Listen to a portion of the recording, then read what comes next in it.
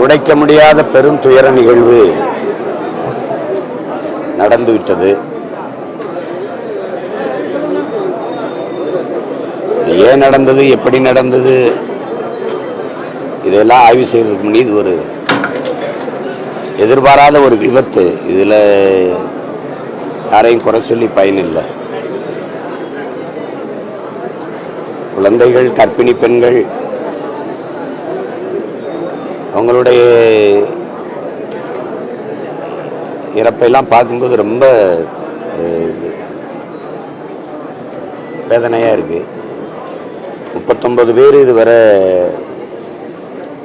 உயிரிழந்திருக்காங்க. இன்னும் 2 ரொம்ப மோசமான நிலையில் இருக்கிறாங்க, மருத்துவர் சொல்றாங்க. அப்புறம் 61 பேர் காயம். அவங்கள சில பேர் சிறிய காயம்பட்டவர்கள் வீட்டுக்கு சென்றிருக்காங்க. கொஞ்சம் பேர் மருத்துவம் எடுத்துட்டு இருக்காங்க.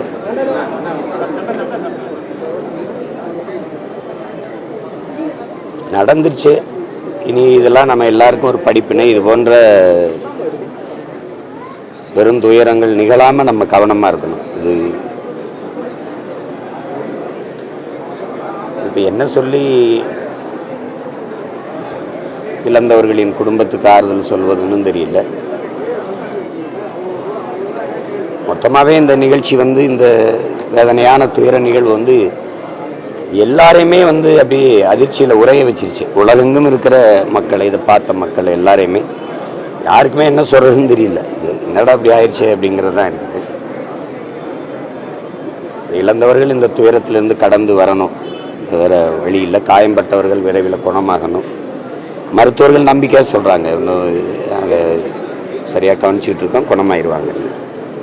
அது ஒரு ஆறுதலாக இருக்குது நமக்கு அவங்க சொல்கிறது. பிள்ளைகளை இழந்திருக்கிற குடும்பத்தார் எல்லோருக்கும் என்னுடைய ஆறுதல். குறிப்பாக இந்த தமிழக வெற்றி கழகத்தினுடைய பிள்ளைகள், அந்த கட்சியில் இருக்க முதன்மை பொறுப்பாளர்கள், குறிப்பாக என்னுடைய தம்பி விஜய், எல்லாருக்குமே என்னுடைய ஆறுதலை நான் சொல்கிறேன். இது துயரம்தான். இதிலிருந்து நம்ம மீண்டு வரணும். அதுக்கு எல்லாம் நம்ம எல்லாமே தயார் செஞ்சுக்கணும்.